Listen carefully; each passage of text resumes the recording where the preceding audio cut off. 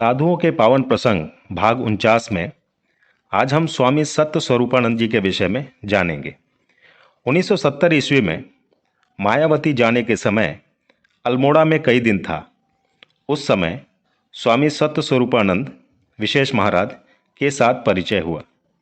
उनके साथ प्रतिदिन संध्या समय घूमने जाया करता था तथा एक दिन बोसी सेन के घर भी गया था।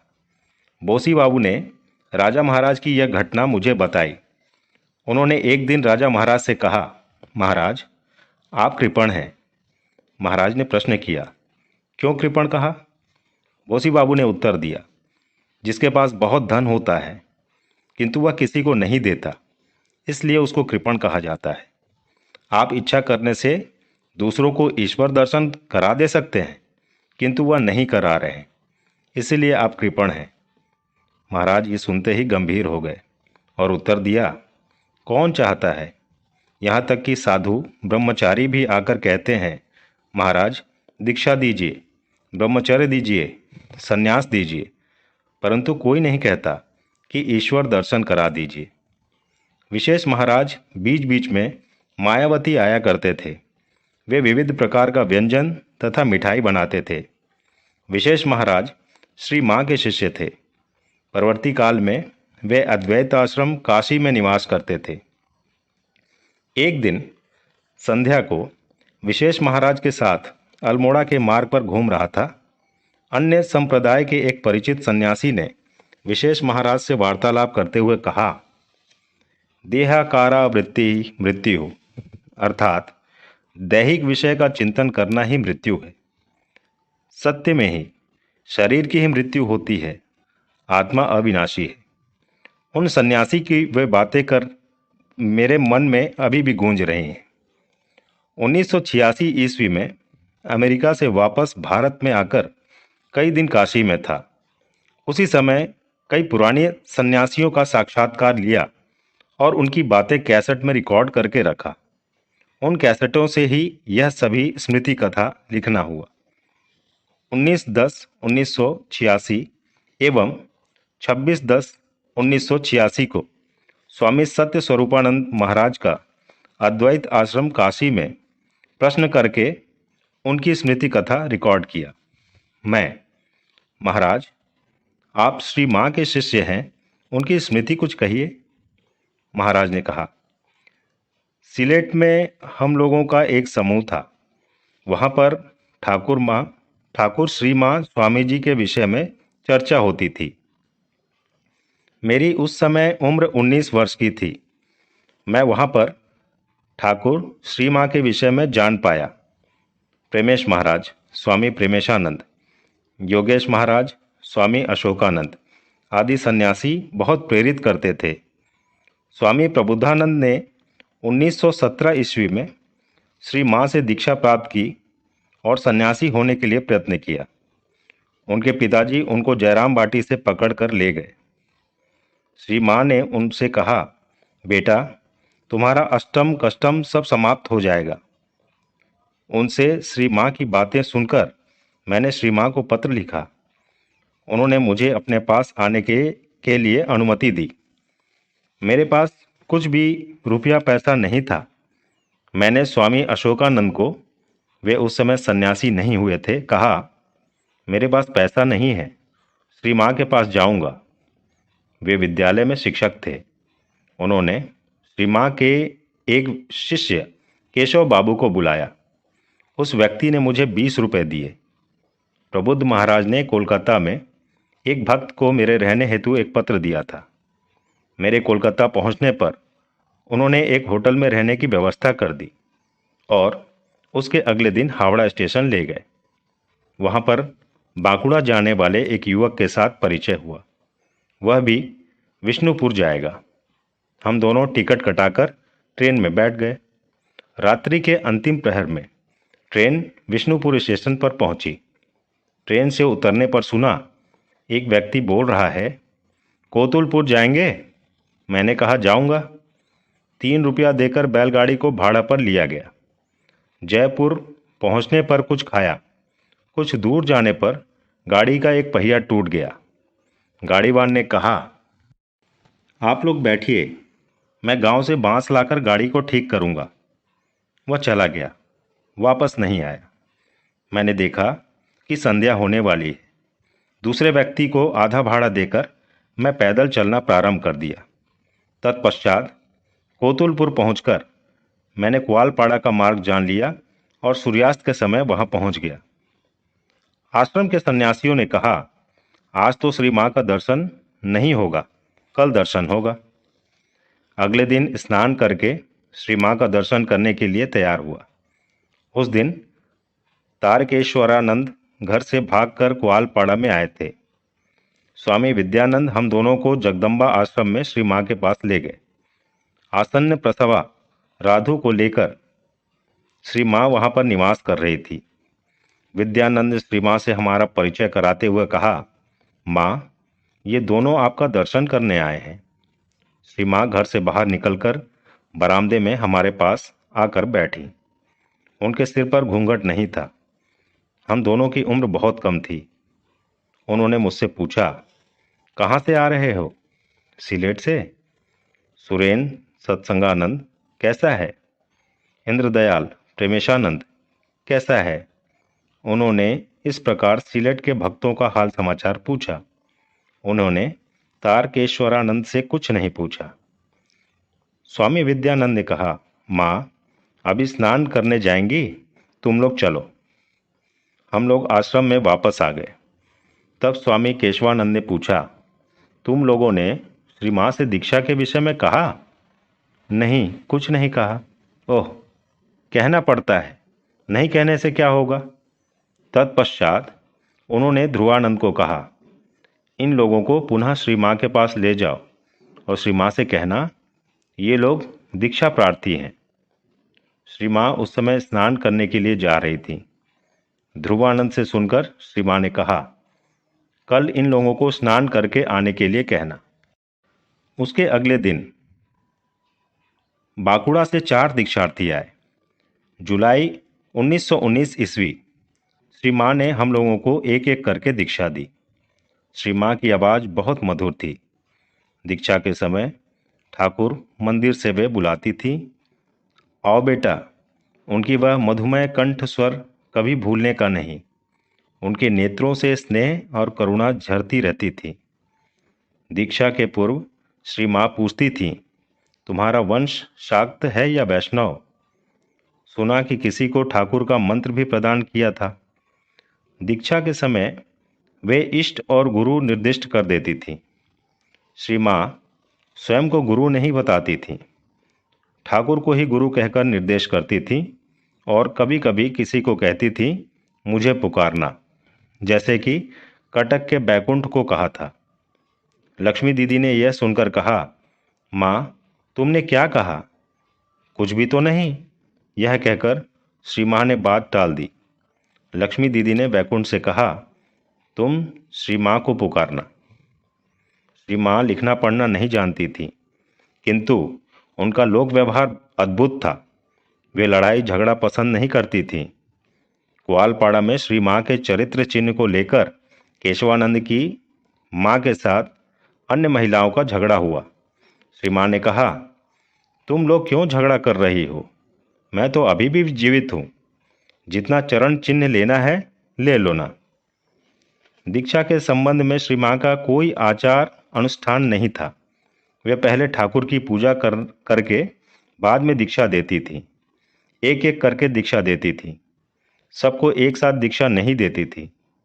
श्री मां हम लोगों की तरह आनुष्ठानिक पूजा नहीं करती थी। जैसा कि मनुष्य अपने सगे व्यक्ति का आदर सत्कार करता है, श्री मां ठीक उसी प्रकार ठाकुर की पूजा करती थी। ठाकुर के चित्र को चंदन का तिलक, फूल, माला देकर सजाती थी। तत्पश्चात जप ध्यान करके नैवेद्य देती थी। जयराम बाटी और कुआलपाड़ा में रसोई घर में आसन लगाकर थाली में अन्न भोग सजाकर निवेदन करती थी। श्री मां दीक्षार्थियों को प्रातः संध्या नित्य जप ध्यान करने को कहती थी। श्री मां उंगली पर ही कर जप करके दिखाती और 108 बार जप करने के लिए कहती थी। किसी के द्वारा माला चाहने पर वे माला का शोधन कर देती थी। कोई यदि श्री माँ के ऊपर ध्यान करना चाहता तो वे ना नहीं कहती थी। एक बार कोलकाता के एक भक्त ने श्री माँ से शक्ति मंत्र मांगा। श्री माँ ने कहा, बेटा, मैं देख रही हूँ कि तुम्हारा वंश राम का उपासक है, तुमको राम मंत्र ही दूंगी। दीक्षा के उपरांत वह घर जाने पर यह जान पाया कि उसका वंश राम का उपासक है। श्री माँ ने ठीक मंत्र ही दिया है। जो भी हो, इस समय मैं ग्वालपाड़ा में श्री माँ के पास 7-8 दिन था। श्री माँ ने एक दिन कहा, बेटा, राधु के लिए सूप बना पाओगे? मैंने कहा, हाँ माँ, बना सकूंगा, फिर भी मुझे थोड़ा सा दिखा देना होगा।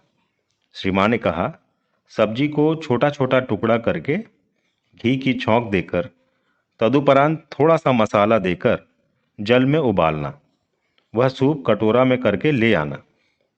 तृतीय दिन आश्रम से गरम कटोरा हाथ में लेकर जगदम्बा आश्रम में जा रहा हूँ, किंतु गरम सहन न कर सकने के कारण मेरे हाथ से कटोरा रास्ते में ही गिर गया। भय से उद्विग्न होकर मैंने स्वामी केशवानंद को सब बताया। उनने कहा, क्या किया क्या किया, श्री माँ क्या सोचेंगी? जो भी हुआ तुम अब भी श्री माँ के पास जाकर सब बताओ। मुझे तो साहस ही नहीं हो रहा था, फिर भी डर डर के श्री माँ के पास जाकर कहा, माँ, गरम सूप का कटोरा मेरे हाथ से गिर गया। श्री माँ ने कहा, ओह, पकड़ना नहीं सीखा? पकड़ना नहीं सीखा? सावधानी से आना होता है। मैंने कहा, माँ, यदि आप कहेंगी तो पुनः सूप बनाकर ले आता हूँ। तब श्री माँ ने कहा, आज और आवश्यकता नहीं।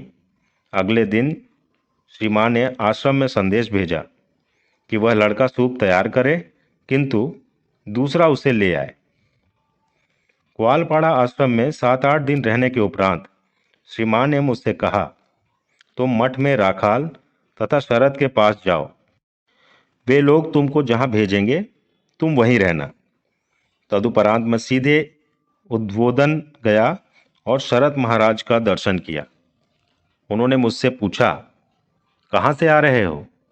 मैंने कहा, मैं ग्वालपाड़ा श्री माँ के पास से आ रहा हूँ। श्री माँ ने आपके पास भेजा है। मैं संसार त्याग करके आया हूँ, आप लोग जहाँ भेजेंगे वहाँ जाऊँगा। उन्होंने मुझे उद्बोधन में भोजन करके विश्राम करने के लिए कहा। तदुपरांत संध्या समय बलराम मंदिर में राजा महाराज के पास भेज दिया। श्री माँ ने जो कहा था मैंने महाराज को वह बताया। उन्होंने सुनकर कहा, तुम अभी काशी में जाओ, तदुपरांत तुमको वृंदावन या इलाहाबाद भेजा जाएगा। महाराज के साथ मात्र इतनी ही बातें हुई थी। श्री माँ के संबंध में 2 घटनाएं मैंने अशोक महाराज और रास बिहारी महाराज से सुनी थी। भुवनेश्वर मंदिर के प्रतिष्ठा और गृह प्रवेश के उपरांत राजा महाराज वहीं थे। उन्हीं दिनों मेमन सिंह के एक सब जज और उनकी स्त्री ने कुल गुरु से दीक्षा प्राप्त की। दीक्षा के उपरांत उनके मन में बहुत अशांति होने लगी। मित्रों ने बताया, भगवान का नाम लो, सब ठीक हो जाएगा, किंतु अशांति केवल बढ़ती ही गई। तब वे छुट्टी लेकर सपत्नी तीर्थ करने के लिए गए। काशी, वृंदावन इत्यादि स्थानों में सन्यासियों से पूछने पर उन लोगों ने कहा, भगवान का नाम करो, उसी से शांति मिलेगी। तदुपरांत वे लोग दक्षिण भारत में रामेश्वर तीर्थ करके, पुरी में जगन्नाथ दर्शन करके भुवनेश्वर में आए। पांडा उनको रामकृष्ण मठ में लेकर आए और वे लोग राजा महाराज का दर्शन करने के इच्छुक हुए। उन्होंने उनको प्रतीक्षा करने के लिए कहा। तदंतर महाराज ने सब जज की सब बात सुनकर कहा, मुझे लगता है कि आप लोगों के मंत्र में त्रुटि है। उस सज्जन ने महाराज के चरणों में गिरकर कहा, यह बात तो किसी ने नहीं बताया। आप कृपा करके मंत्र में संशोधन करके हम लोगों को बचाइए। महाराज ने कहा, मैं नहीं कर पाऊंगा, आप लोग श्री माँ के पास जाइए, वे सब ठीक कर देंगी। वे लोग श्री माँ के जयराम बाटी का पता और पथ निर्देश लेकर वहाँ पर उपस्थित हुए। श्री माँ ने सब सुनकर कहा, देखो, मंत्र में त्रुटि होने पर इष्ट के बदले अनिष्ट हो सकता है, इसलिए तुम लोग मन में शांति नहीं पा रहे हो। मैं ठीक कर देती हूँ। श्री माँ ने जैसे ही उन लोगों का मंत्र संशोधन कर दिया, उन लोगों का मन आनंद से भर गया। उन लोगों के चेहरे पर भाव बदल गया। तत्पश्चात वे लोग पुनः महाराज का दर्शन करने के लिए आए थे और कई दिन भुवनेश्वर में रहकर अपने देश चले गए। श्री माँ की यह घटना किसी पुस्तक में लिखी हुई नहीं है, अशोक महाराज ने मुझे बताया था। श्री माँ उस समय उद्बोधन में थी। शरद महाराज ने एक दिन रासबिहारी महाराज से कहा, देखो, श्री माँ जयराम बाटी जाएंगी, तुम और अशोक श्री माँ का सामान सजाकर बांध लो। शरद महाराज ने श्री माँ हेतु एक सुंदर कीमती मच्छरदानी खरीदी, जिसे श्री माँ जयराम बाटी में उपयोग करेंगी। श्री माँ के वे 2 सेवक उनके सभी सामान बांध लिए तथा मच्छरदानी को एक ट्रंक में रख दिया। श्री माँ और उनके संगी संध्या समय हावड़ा जाकर ट्रेन पकड़े और रात्रि के अंतिम पहर में विष्णुपुर स्टेशन पहुंच गए। तदुपरांत बैलगाड़ी करके संध्या के पहले जयराम बाटी पहुंचे। श्री माँ का सामान और ट्रंक उनके घर में रखकर वे लोग बैठक खाने में चले गए। श्री माँ धीरे धीरे अपना सामान ठीक करने लगी और ट्रंक से कपड़ा वपड़ा निकालने लगी। इसी बीच काली मामा खबर सुनकर श्री माँ को देखने आए। खुले ट्रंक में नवीन झकझक मच्छरदानी देख काली मामा ने कहा, दीदी, यह मच्छरदानी मुझे देनी ही होगी। यह कहकर वे मच्छरदानी को अपने बगल में दबाकर अपने घर की ओर चल दिए। श्री माँ निर्वाक होकर खड़े खड़े देखती रह गई। तत्पश्चात संध्या आरती के बाद अशोक महाराज और रासबिहारी महाराज श्री माँ का बिछौना ठीक करके मच्छरदानी लगाने के लिए आए। श्री माँ चुपचाप खड़ी थी। उनके ट्रंक में मच्छरदानी न देखकर कपड़ा वपड़ा उलट पलट करके देखा, किंतु नई मच्छरदानी नहीं देख पाए। वे लोग बार बार श्री माँ से पूछ रहे हैं, किंतु श्री माँ कोई उत्तर न देकर चुपचाप खड़ी हैं। तदंतर सेवकों द्वारा उत्तर देने के लिए दबाव देने पर श्री माँ ने कहा, बेटा, काली मांग रहा था इसलिए उसको दे दिया। रासबिहारी महाराज ने कहा, माँ, शरद महाराज ने आपके उपयोग के लिए दिया था, आपने एक दिन भी उपयोग नहीं किया, महाराज क्या सोचेंगे।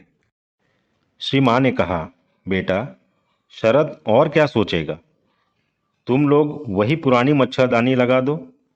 सेवक निरुपाय होकर श्री माँ के पुराने मच्छरदानी लगाकर घर से बाहर निकल गए।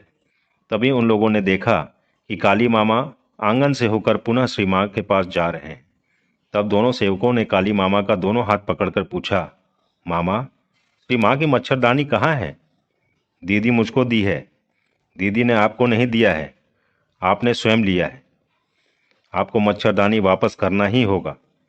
तब काली मामा ने चित्कार करते हुए कहा, ओ दीदी, तुम्हारे सेवकों ने मुझे मार डाला।